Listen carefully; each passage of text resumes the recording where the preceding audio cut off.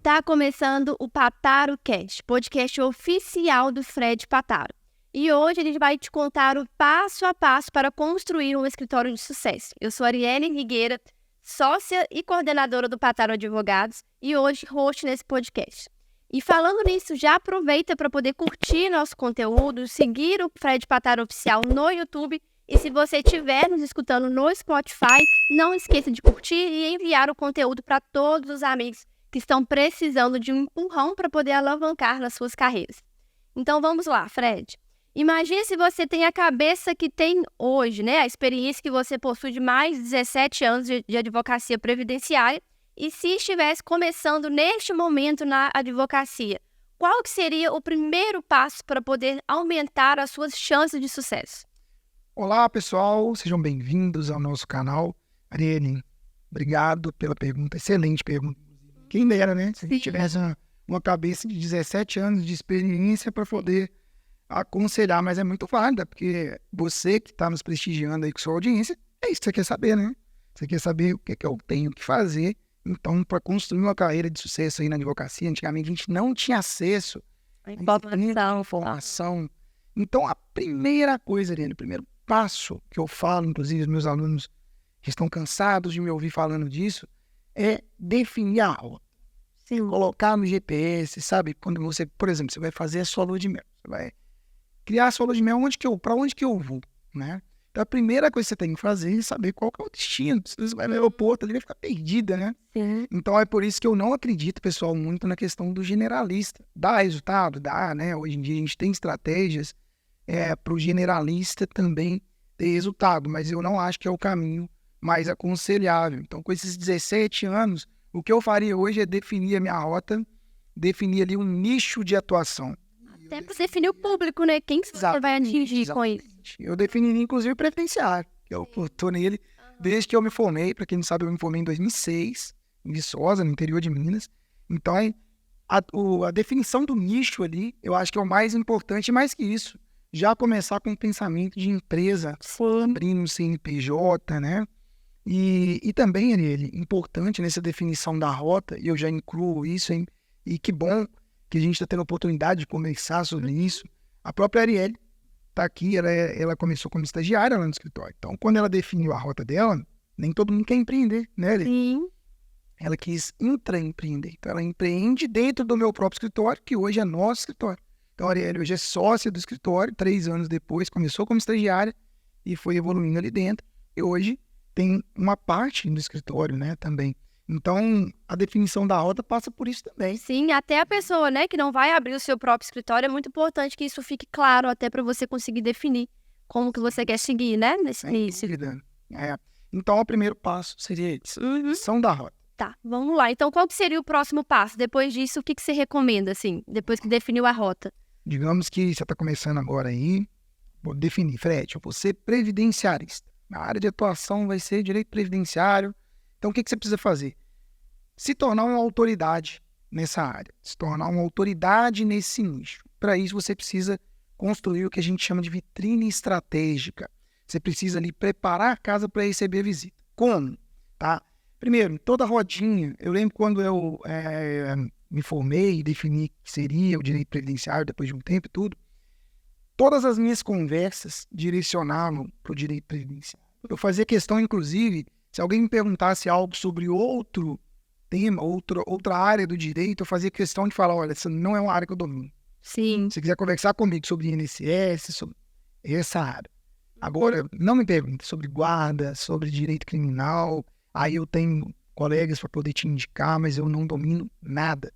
Isso ali eu já estava construindo a minha autoridade, então é um conselho que eu dou para você hoje, não só você que está começando na advocacia, mas você também que não está satisfeito com seus resultados na advocacia, ainda que já tenha mais tempo. Então, construa a sua vitrine estratégica, construa a sua autoridade primeiro.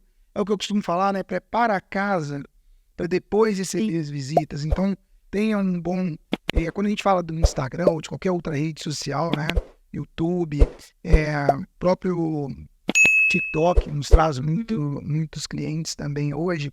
Tudo isso faz parte de uma construção de autoridade, tá bom? um endereço, ainda que um endereço comercial, Sim. via coworking, enfim, tem várias estratégias hoje em dia e que você tem informação muito rapidamente, né? Você consegue coletar essa informação. Então, por exemplo, aqui eu estou te dando a cabeça dos 17 anos de experiência e já te falando o que você deve fazer. Então, naquela época não, Aurélio. Naquela época a gente sequer conseguia um estágio de forma tranquila, porque as pessoas nos viam como concorrentes. Hoje não, hoje a gente vê um colega advogado como parceiro. E essa coisa de construir a autoridade é importante porque a longo prazo ali, isso vai ficando uma coisa natural. Hoje, por exemplo, né, na nossa cidade, falou em INSS ou falou em BPC para autista, até os próprios profissionais da saúde já indicam o escritório. Então, é muito importante por conta disso. Se falar nesse assunto, não tem outro escritório que as pessoas pensem sem ser o Patar Advogado. Sim, e isso é por causa da construção da autoridade. Exato. Tem outros escritórios tão bons, Sim, né? sim. Então, tem vários profissionais extremamente competentes, inclusive na nossa cidade. O previdenciário hoje ele é um ramo, talvez, o que traz mais oportunidades na advocacia, e não à toa que hoje concentra o maior número de profissionais. Então, a construção da autoridade ainda é mais necessária, né, Irene? Então, o segundo passo para você que está nos assistindo ou nos ouvindo aí no Spotify é a construção da sua autoridade. É você falar, se apresentar naquele nicho escolhido lá naquela primeira etapa. Tá, excelente, Fred. E agora qual seria o próximo passo? Depois disso, o que você indicaria, né, que a pessoa fizesse? Depois de definir a rota, construir essa autoridade. Construiu a autoridade, né? Definiu a rota. Então, eu já sei para onde eu quero ir, né? Já tenho um nome construído ou estou construindo, tá tudo certo, né? A gente faz isso concomitante, é contínuo. passo, exatamente. Isso não, e, inclusive, isso não para, né? Não pode parar, isso tem que continuar. Sim. É uma constância, né? Senão, se você para de aparecer, você para de ser lembrado, né? Termo aí, perfeito. Constância. Se não tiver constância, como tudo na vida, né? Então, essa terceira etapa, tão importante quanto, é a construção de uma cultura forte, né? Quem me acompanha há mais tempo, a cultura forte, quando eu falo uma cultura forte, pessoal, não é só ter aquele quadro com código de conduta, visão, missão, valores, não é só isso. É você, de fato, talvez você nem tenha esse quadro, mas você já tem uma cultura implementada, né? Eu fui descobrir o que é um código de cultura depois de muitos anos, tá? Eu formei em 2006, na faculdade a gente não aprende isso, né? Então, a gente foi descobrir depois de muito tempo um código de cultura. Só que, intuitivamente, e não é sempre que a gente vai conseguir isso, eu já tinha uma cultura muito forte no meu escritório. Então, o escritório, ele já tinha uma cara do que eu entendia como ser. E é visualizar também o escritório como uma empresa, né? Toda empresa tem que ter o seu código de cultura, e com o escritório de advocacia não é diferente. Pelo contrário, a gente tem que fazer igualzinho, até melhor, porque hoje a concorrência, se você não sabe, mas hoje, no momento que a gente está gravando esse podcast, que a gente está fazendo esse podcast, nós somos mais de 1.300.000 advogados no Brasil, tá? É uma das maiores concentrações de advogados que tem no mundo inteiro, tá? Então, é mais importante ainda você ter uma cultura forte. Por quê? Você vai contratar, promover, demitir, sempre com base no código de conduta.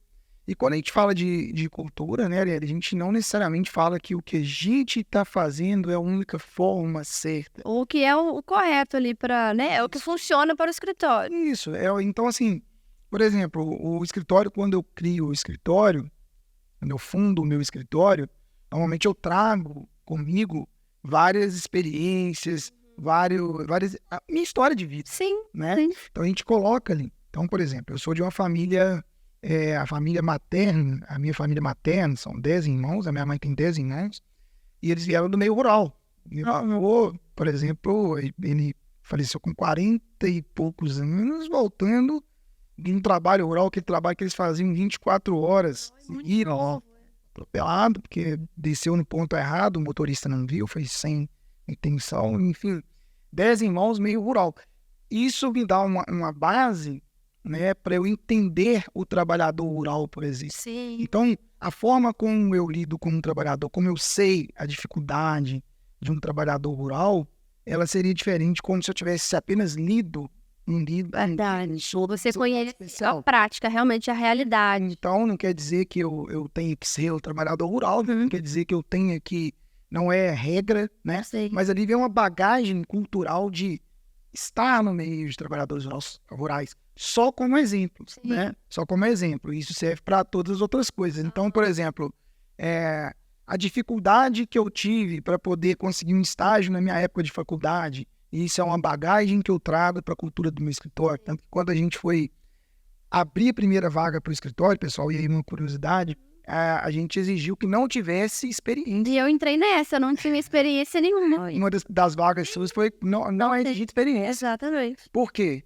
Lá atrás, eu já fui muito penalizado com isso. Então, eu não sou de família de advogados, minha família não é uma família endinheirada, que podia investir em mim aí uma grana para montar minha história de advocacia. Então, eu tive que ali remar. Nada contra, tá, pessoal? Quem tem, se você tá me ouvindo aí, tem, que bom, tem, né? Aproveita isso aí, tá tudo certo.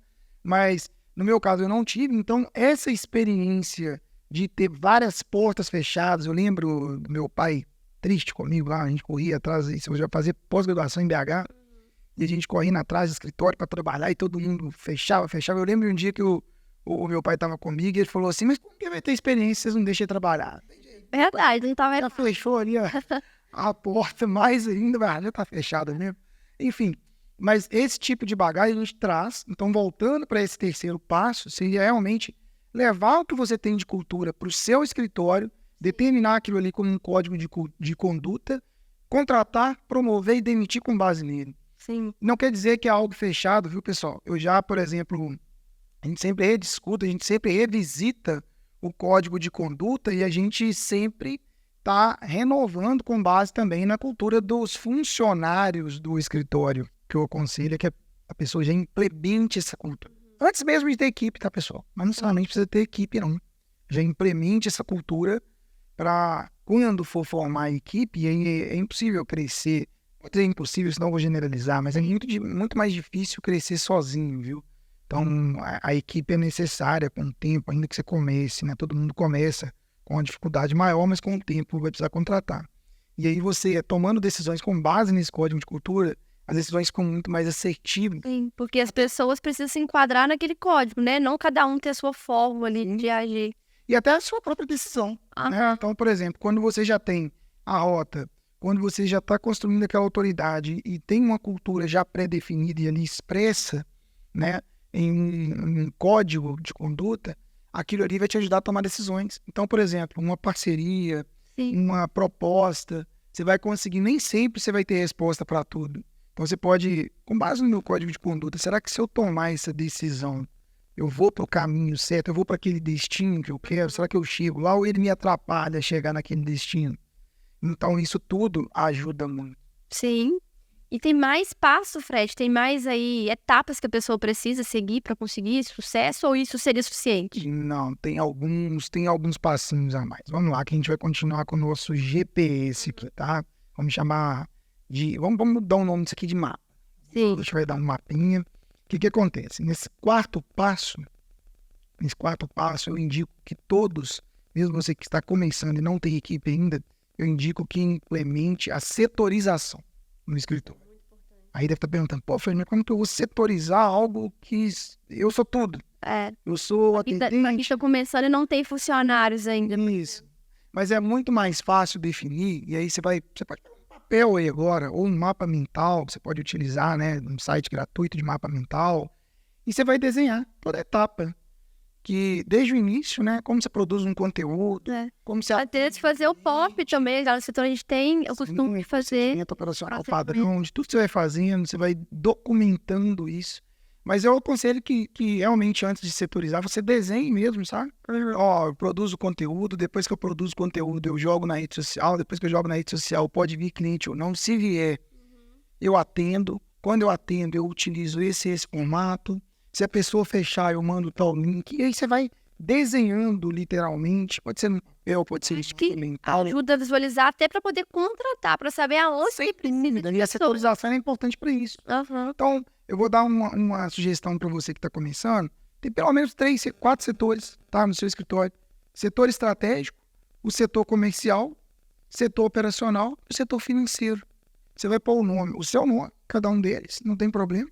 O que cada um faz? Tá bom?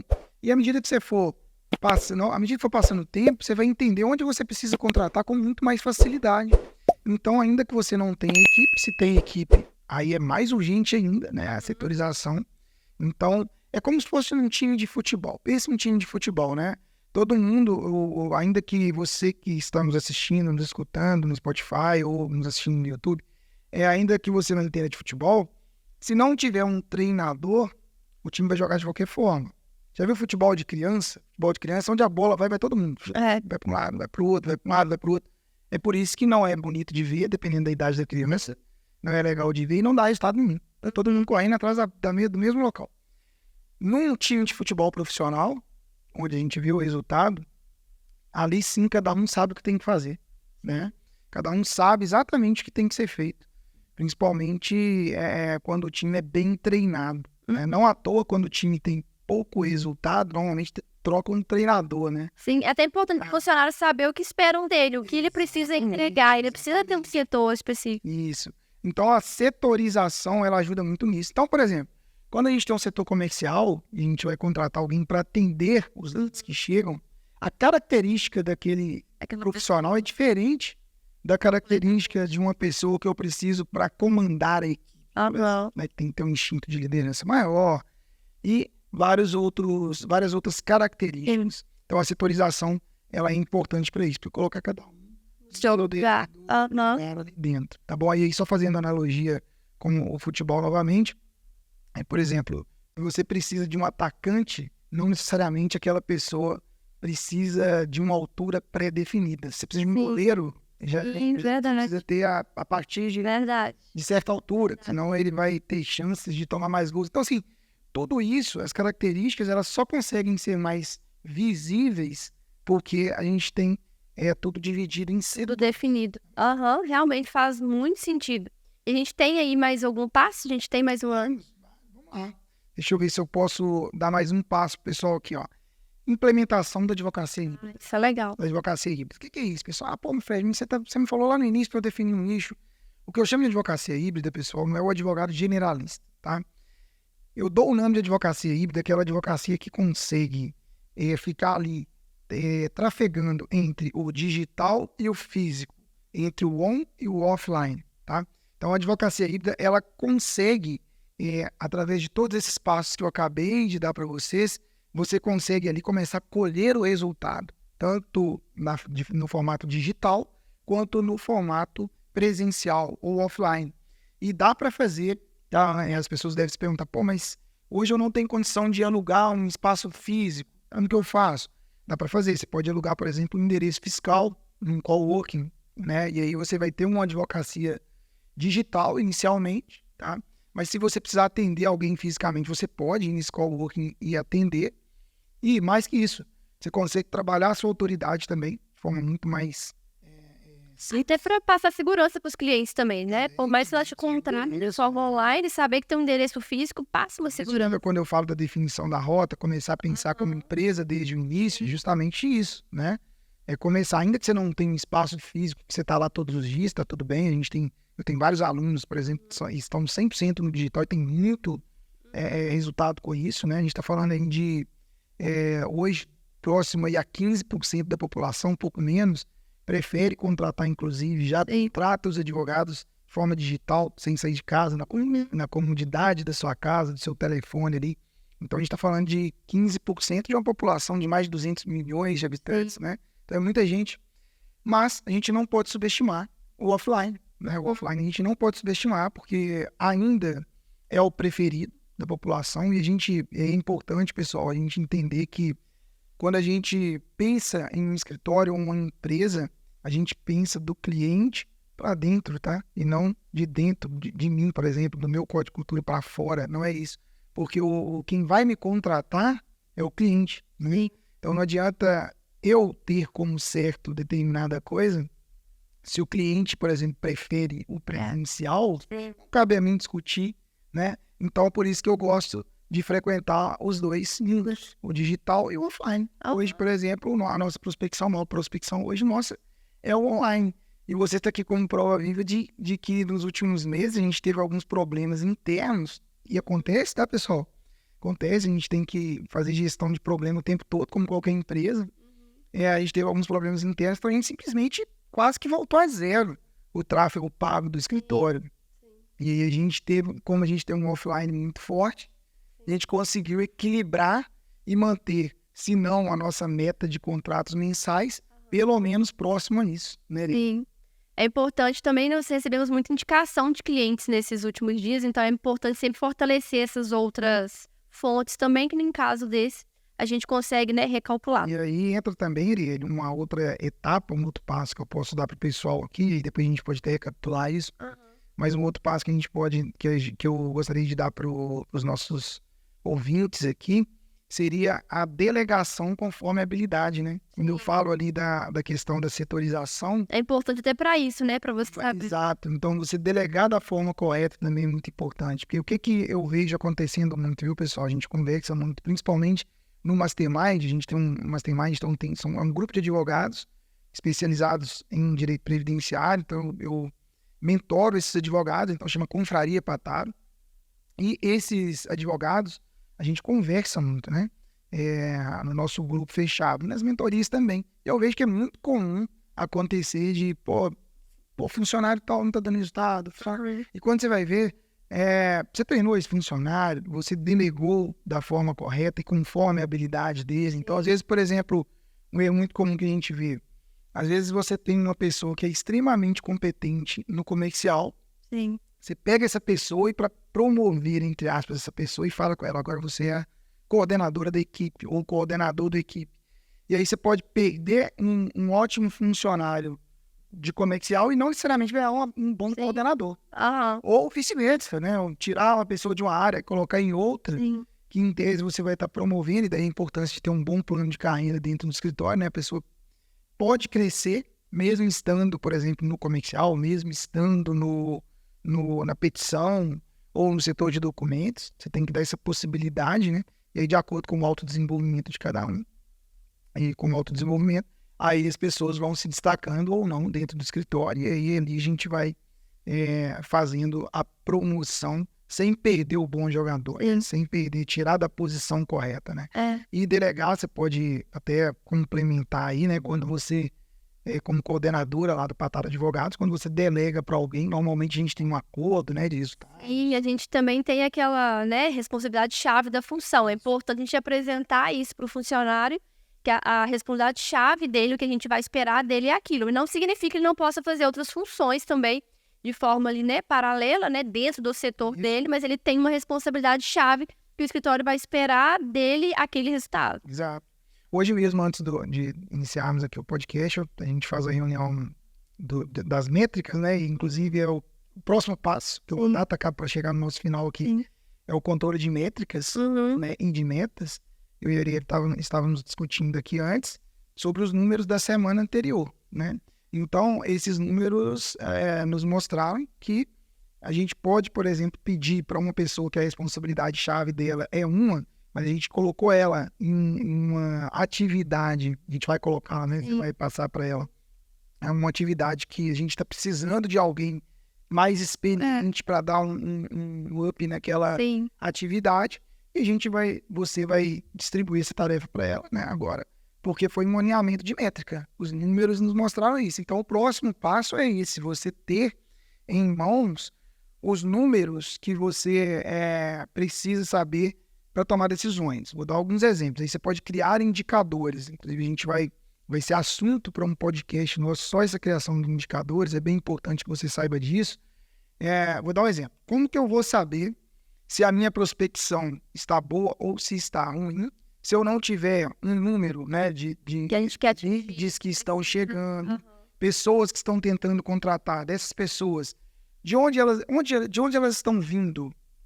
É de indicação, é do tráfego pago do Meta, é do tráfego pago do Google, Discovery. De onde essa pessoa está vindo? Então eu preciso saber isso para tomar decisões. Talvez eu vou tirar dinheiro do Google, vou colocar dinheiro no Meta, ou vice-versa. Talvez eu vou finalizar uma parceria que pode estar me dando prejuízo, como já aconteceu, né? A parceria ela tem que ser boa para os dois lados. Então a gente teve, por exemplo, um parceiro que mandava muita gente, né, para o escritório. Quando a gente viu, para fechar o contrato, a gente tinha uma conversão de 2%. Eles eram muito baixos. Então ocupava muito tempo do nosso comercial e, ao mesmo tempo, a gente não conseguia ter um resultado legal com aquilo ali.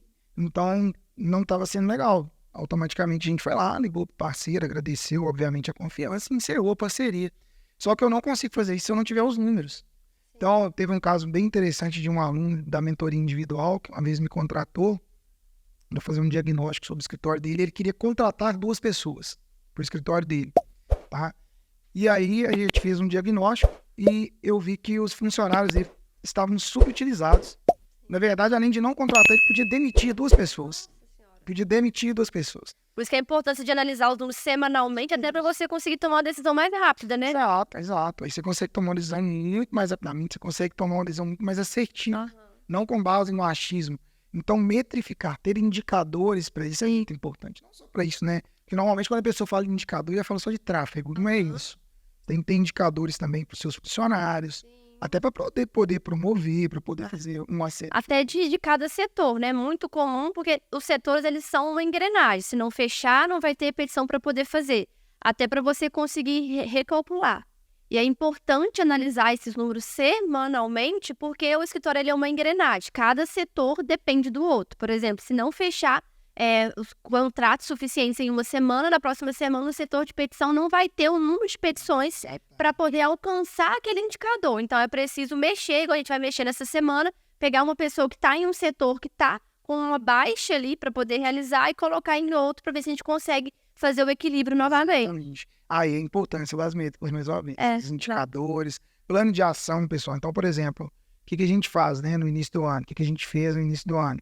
A gente reúne, então a gente vê, prospecção offline a gente pode melhorar. Então, um plano de ação nosso, um dos planos que a gente tem para esse ano, é aumentar as nossas filiais no interior de Minas, tá?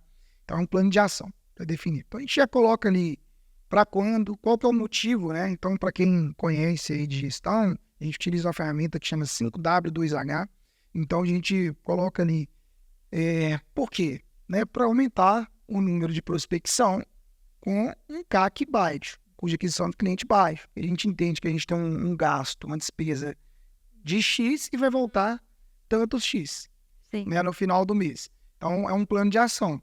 Só que um plano de ação é só uma ideia se a gente não executar. Sim. Quem que vai fazer esse plano de ação? Quais as etapas desse plano de ação? Quando ele tem que estar concluído? Então, eu vou dar um exemplo para vocês desse próprio plano de ação, que de fato está acontecendo, inclusive. Primeira etapa dele, a gente tinha uma atividade que era procurar salas na cidade tal. Então, motivo por ser naquela cidade tal. Então, procurar sala. Quanto que a gente ia gastar para aquela sala? Então, a gente tem ali um orçamento para aquela sala. E você põe datas para poder cumprir isso, aí, né? Que é importante. Para cumprir com checkpoints, né, também. Então, por exemplo, se eu coloco para mês 8, então eu tenho ali no mês 6, 5, 6 e 7, pelo menos 3 pontos. Se você for responsável por aquela atividade, Ariane, e a sala? Olhou? Então eu preciso, antes de chegar a data final. Sim. Você chega para mim, não, Fred, não olhei nada. Aí não adianta, é só aquela ideia que não sai da cabeça e não executa, não adianta nada, né? Não vale nada. Então, esse plano de ação a gente vai esmiuçando, né? Como a gente fala aqui. Então, a gente pega um plano de ação e divide ele em várias etapas e vai medindo aqui. E anda também para que ele concluindo, né? Passo a passo, que não dá para tudo de uma vez só. Então, só recapitulando, né, pessoal? Primeiro, definição da rota. Depois eu falei com vocês da questão da construção da autoridade. Depois a gente vai para a construção de uma cultura forte, depois para a setorização, a importância da setorização. Ali você já está numa maturidade, num grau de maturidade para implementar a advocacia híbrida e começar a delegar da forma correta e conforme a habilidade de cada um da equipe, você já vai começar a conseguir formar a sua equipe e sempre medindo tudo o que você está fazendo. Então, seria essa 7ª etapa, né? Metrificar, né? Não só o que está acontecendo no seu escritório, mas também as metas estão sendo atingidas, se não estão sendo atingidas, como que a gente vai definir essas metas, tudo isso, partindo, e tudo isso concomitante, né? Partindo para a organização financeira, que seria essa chamamos de 8ª fase, ou 8º passo que eu aconselharia para você que está começando ou para você que não está colhendo resultado satisfatório aí no seu escritório de advocacia. Essa organização financeira, pessoal, inclusive me pegou muito durante muitos anos, tá? Básico, né? Nunca misturar dinheiro, pessoa física com pessoa jurídica, isso é o básico. Se você não está fazendo isso, passa a fazer. Agora, quando eu falo organização financeira, você vai crescendo, é importante que você tenha um contador, e da mesma forma que eu acho que o advogado precisa ser especialista para poder gerar um resultado melhor, eu acho que o contador, qualquer outro profissional, também da mesma forma, tá? É bem específico, né, a contabilidade. Bem específico, eu já tomei multa grande por, assim, às vezes por uma falha contábil, uma falha de comunicação, e não é que o profissional era bom ou ruim, ele não era especialista em escritório de advocacia, né? Então, acontece, às vezes se eu for tentar fazer um trabalho, por exemplo, sei lá, uma guarda, ou um processo criminal, eu pode deixar passar algum detalhe. Prejudicar, né? Sem intenção. Mas então essa organização financeira ela precisa ser básica, desde o início. Daí a importância, né? E infelizmente as faculdades, não sei como está hoje, porque eu já sou da Vera Guarda, né? Eu formei em 2006, mas as faculdades até então não trabalhavam essa organização financeira. É verdade, pessoal, que as faculdades elas não te ensinam a ser empresário, elas não te ensinam a empreender, né? Talvez não seja obrigação delas, não sei, aí vai da opinião de cada um. Elas te ensinam, você agora é advogado, toma aqui, passa na OAB, a sua carteira da OAB tá aí, agora você é um empresário, parabéns, vá para o mercado de trabalho. E agora? O que eu faço? E aí a gente vai batendo cabeça. No meu tempo, a gente tinha a oportunidade, por exemplo, de ouvir um podcast. Isso aqui vale ouro, já para esclarecer, né? Esclarecer muita coisa. Pode reduzir em anos de dor de cabeça, né? Então essa organização financeira é extremamente importante também. E tem mais alguma fase ou fechamos por aí? Então, tem algo que eu não vou considerar uma fase, mas vamos dizer assim, uma dica extra que eu vou dar para o pessoal, que é uma ferramenta também que eu utilizo, muito comum no meio da gestão, né, de empresas, que chama PDCA, tá? É um acrônimo em inglês, mas aportuguesando tudo aqui e mineirizando, né, pessoal, melhor ainda, para ficar comunicação, mesma palavra mesmo. O que seria o PDCA? O que eu faço com essa ferramenta, né? Normalmente, quando a gente faz esse plano de ação que a gente acabou de conversar aqui, na etapa 7, né, no 7º passo, a gente aplica o PDCA, que é o planejamento, né? Então a gente planejou alguma coisa, né? Então a gente executou alguma coisa.